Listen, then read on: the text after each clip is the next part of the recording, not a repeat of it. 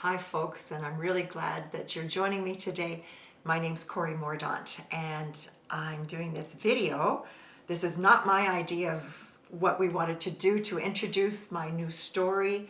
This is my first novel called Keep the Light Burning. And our idea for the launch was not a virtual anything, but it was going to be at the Point Clark Museum and Lighthouse Museum. That couldn't happen because of COVID.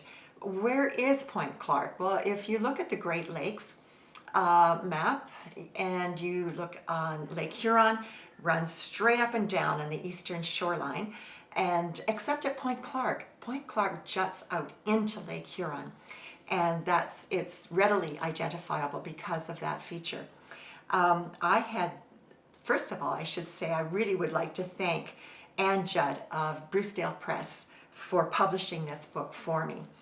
And also Phil McDonald did the artwork on the cover, and I happen to think it's brilliant.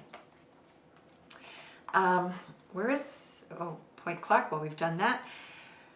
I had the privilege when I was a child to spend 6 weeks living in the house at Point Clark. And my sister and brother-in-law were light keepers for 2 years at that time. My brother-in-law was away at a course for 6 weeks, and I got to stay with my sister and my nephew. And it was as magical as you can imagine it could be to live in a lighthouse for a period of time. The story is about a young boy, Will Lindsay. He's almost 13 years old, and he's the son of the lightkeeper. And it's the setting is 1913, historical fiction. Will Lindsay faces a lot of challenges throughout the fall of 1913. It's a beautiful, warmer fall than normal, and which is what led to the Great Storm of 1913. It's one of the century storms, and that you've got the cold Arctic air coming down in November, you've got the warm air of the Great Lakes, and it makes for a very bad storms, which is normal in the Great Lakes in November. But this one was particularly bad. It was a hurricane. It hovered over the waters for 4 days. Will Lindsay's father had to go away for a while. The barometer was rising. It seemed as though things would be okay, and he was left in charge. A lot happened before we get to that, and I was going to read to you just a little bit of the first chapter of the book. And we're talking about the storm hovering. Well, this book kind of hovered for me because it took me 7 months to write the first draft. I was taking a course at the Institute of Children's Literature, a course in writing, and I wanted to write a novel. But it took me 7 years to actually rewrite it, which is encouraging for everybody who has novels or manuscripts stuck in their files that they're not visiting again.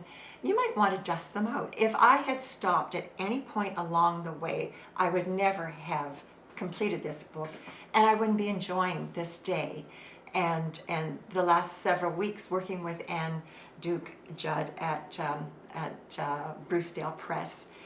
It's been a wonderful experience, and I'm really happy to share it with you. Now, let's get back to reading from chapter 1 of Keep the Light Burning. If I could breathe underwater, I'd stay here all day, thought Will Lindsay, as he practiced yet another handstand in the chest-deep water of Lake Huron. He watched a rock bass poke its snout into a crevice of a stone, searching for insects. Will's lungs started to burn. He stood up and gasped clean, pure air into his lungs. "Come on, Angus," said Will. "Give it a try." "Not me," said Angus. "I'll keep my head above water. I'm partial to air." "Did you see that rock bass dawdling along down there?" "Sure did. And me without my fishing pole." Mean laughter ripped across the water. Will searched the gentle arc of the bay, ending at Point Clark, where the lighthouse tower stood. He followed the flight of a blackbird as it soared among the seagulls, then landed on a branch of a nearby poplar tree. At the base of the poplar tree stood the source of the mean laughter, Angus's older brother, Hiram. "Come on, Willie, come and get them," yelled Hiram, waving Will's cut-off overalls above his head. Horse feathers. Will smacked the water with the palm of his hand. Hiram snapped my britches. "Hey," he yelled at Hiram, "put those back." He started swimming towards shore. "Let him be." Angus grabbed his arm. "He's baiting you." Again. Will stopped swimming. "He's going to run off with my pants, Angus. How will I get inside a house full of women without my pants on?" Angus's eyebrows rose. "You still got company?" "Yep, Auntie Meg and Granny." Will pushed hair out of his eyes. "They've been with us for weeks." "Willie, oh Willie," Hiram called out in a mocking sing-song voice as he plunged the overalls into the lake, then stuffed them with wet sand. Big mess. Hiram held up the sand-plastered overalls in one hand and waggled a finger at Will with the other. "Your mama's gonna be mad." Hiram ran toward the bush with Will's overalls slung over his shoulder. "Hiram!" Will scooped up a rock from the bottom of the lake and lobbed it toward the shore. It landed in the water with a loud plop. Hiram turned, waved, then ran into the forest. Will crossed his arms. "How did you end up with a brother like that?" Angus shrugged. Will plunged into the water, grabbed a handful of sand and threw it into the air, where it broke apart and splattered the surface. "Did you see if he took your pants or just mine?" "What would he want with my clothes?" asked Angus as they swam toward the shore. "Besides, I only have one pair of pants, and he's way too big for them. He might be able to squeeze into yours."